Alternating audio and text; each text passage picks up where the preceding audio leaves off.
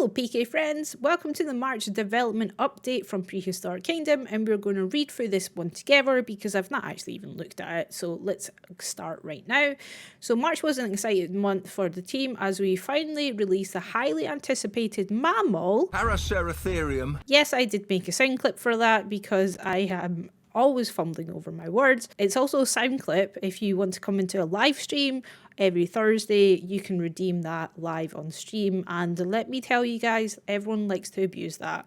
But anyway, let's get back to the post here. Our early teaser managed to fool some of you with the surprise edition of Juxa. But as expected, the majority of speculation was on point. Great work, everyone. If you missed that update, you can find the Paraceratherium and more goodies in the update 6 patch notes. For the rest of the blog post, we'll be briefly covering the next update and providing the usual insight on what we've been up to. A bit of a relaxed one this month, but nonetheless quite neat. The team's been busy working on a myriad of tasks, guest optimization, new modules, new music, and some super boring stuff like yet to be revealed species.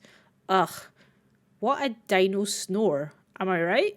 In all seriousness, a lot of our work this past month has either been technical or content that's not ready to be revealed. We've got some great animals lined up for the year, but we aren't looking to begin implementing them until the locomotion and AI overhaul is finished. As a cheeky tease though, it's worth mentioning that the Paraceratherium won't be the last mammal you'll see this year. For now though, let's talk about some of the things coming in Update 7. Biome presets are a new addition that allow players to quickly paint a collection of current plants from within a biome. Simply select one of the presets and start creating. Since many of our biomes feature a lot of plants, players currently spend a great amount of time choosing the right combination for their part. Presets allow you to quickly grab some common environments in as little clicks as possible. If you still prefer granularity, players can always switch back to see all the plants within a biome. We've updated this view to better make use of space and address some usability issues present in the previous version. Check out the difference below. So this is pretty cool. I do like the UI on this, how you can see the different images here. So you've got different trees, different styles there. I often say a tree's a tree, but this actually looks really nice. I like how clean it looks. So yeah, really looking forward to having this in game.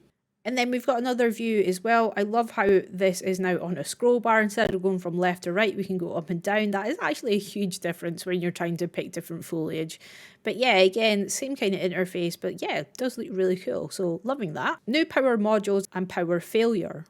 In Update 7, we'll be giving the power system quite a bit of love, finally expanding it to include new modular and the power failure mechanic. As a result of the update, challenge mode is going to play out a little differently. When first starting out, you'll only have access to the essentials, a diesel generator and a backup battery. Providing power to the park, a diesel generator is cheap but unreliable. Soon enough it'll begin to fail and require the player to reboot it. This introduces you to our newest mechanic, power failure. To help keep things running, players can place a backup battery within the range of the active generator.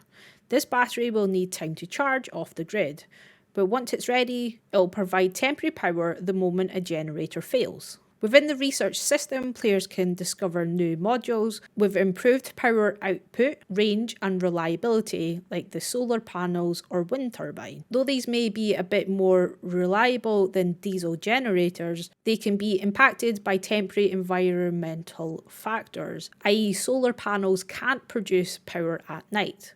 Backup batteries are key in ensuring the park can remain operational even in downtime. So this is looking a little bit different to what we have usually seen. That's definitely a new style of wind turbine as well.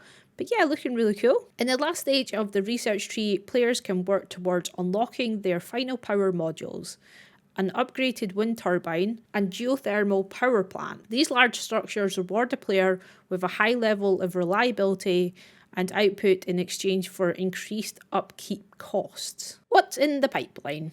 For a glimpse at what's coming down the line, let's take a quick look at modular terrain flattening.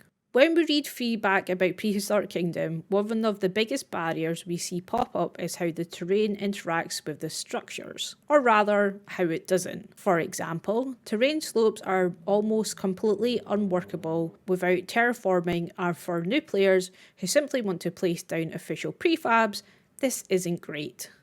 Thanks to the help of our newest programmer, we finally had the development bandwidth needed to tackle this long-standing issue. One absolute game changer. This is really cool. I really hope what they can do in the future, and I don't know if this is possible, but when you put an actual barrier around something and it's already had the terraforming done, I would love to be able to just like pick that up and drop it into another park, especially like when you're downloading people's like prefabs that's got terraforming. I hope that is going to come into the future, but this is a massive game changer, so this looks awesome. So how does it work? There are certain pieces that the terrain will adapt to, assuming they're placed closely to the ground or under the terrain. Internationally, placing any of these pieces above the terrain's minimum threshold will not trigger the flatten behaviour. Pieces that flatten the terrain include modular floor pieces, modulars, i.e. animal nurseries, kiosks, toilets, generators, etc., and animal interactions, i.e. feeders, enrichment items. And allowing only a very focused group of pieces to flatten the terrain, we aim to provide a building experience that feels more grounded and behaves like you'd expect. So far, we are very pleased with the results and will be continuing to improve the system before it's shipped.